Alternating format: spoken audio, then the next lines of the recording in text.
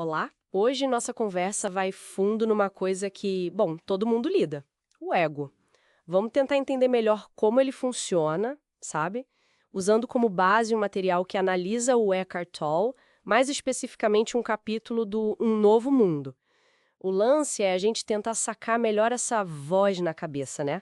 Essa coisa que parece que está por trás de tanta briga, tanto interna quanto com os outros. Como que ela opera no fim das contas?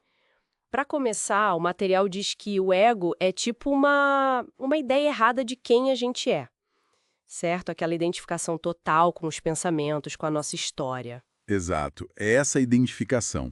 E o curioso, assim, o conteúdo do ego varia pra caramba, né? Para uns é grana, para outros é opinião, status, mas a estrutura por baixo é sempre a mesma. Estrutura, como assim? Funciona por duas coisas: identificação, que é se agarrar a algo, uma ideia, um bem, uma imagem de si, e separação.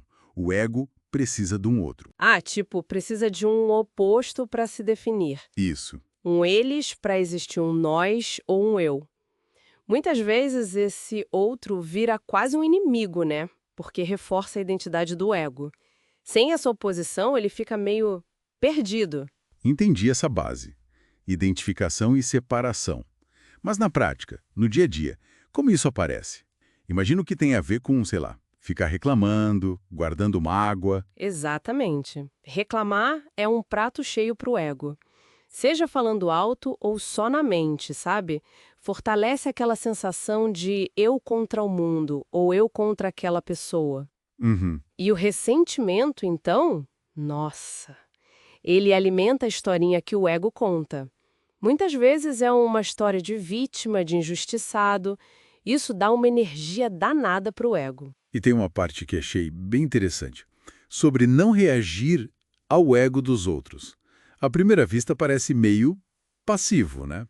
Até uma fraqueza, talvez. É uma ótima pergunta porque vai contra o nosso instinto inicial, né? De revidar, de se defender. Mas a força aí não está na passividade, está na consciência. Consciência como? Quando você não reage, você não está alimentando o padrão do outro. É como se você visse através da máscara, sabe? Percebesse que aquilo ali é o ego da pessoa falando, não a pessoa inteira. Ah, entendi. Você não entra no jogo. Exato. Não é fraqueza, é escolher não participar daquela disfunção. Você meio que desativa o conflito ali na hora. Faz sentido. E outra coisa que chama atenção é aquela mania de querer estar certo. E é claro, para isso o outro tem que estar errado. Por que isso é tão vital para o ego? Porque estar certo dá uma inflada nele. É uma sensação, mesmo que rápida, de superioridade, sabe? A identidade fica mais forte. Numa briga, muitas vezes, o que está em jogo não é a verdade. Não. É o quê, então? É a validação daquela identidade falsa.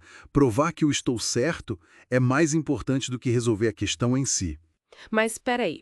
Defender uma opinião, um ponto de vista não é normal.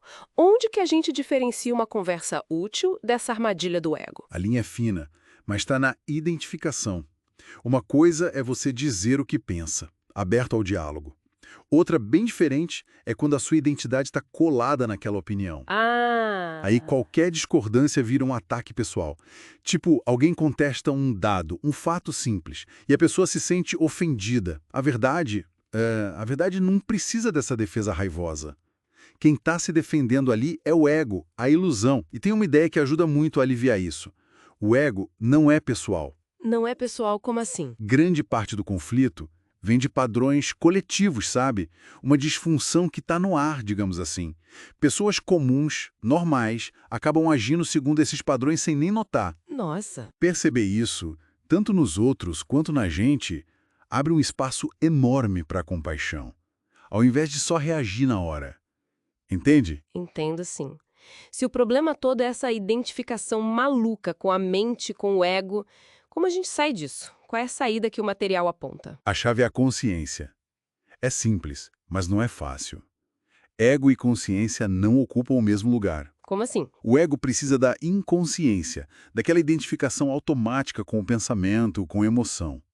O simples ato de observar seus pensamentos, suas reações, sem julgar, sem se deixar levar, isso já começa a quebrar a corrente. Observar. É. Você começa a perceber que você é a presença que observa, não só o pensamento ou a emoção que está passando. Então, quem a gente é de verdade seria essa consciência por trás de tudo.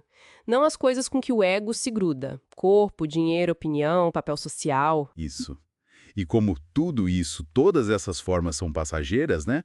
Mudam, acabam, o ego vive com medo. Um medo constante, mesmo que escondido. Medo de perder, de não ser bom o bastante, medo da morte.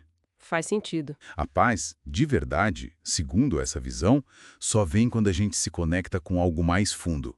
Com o ser, essa dimensão sem forma, que não muda com o tempo, que é a própria consciência.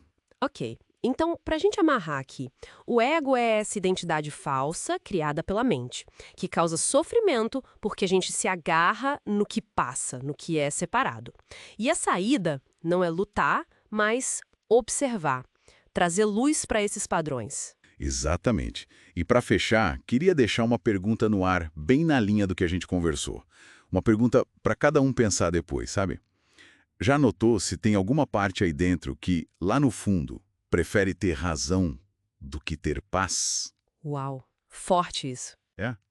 Observar essa dinâmica na gente mesmo pode ser um começo incrível para ir além desses conflitos que o ego cria. É um convite à autoobservação.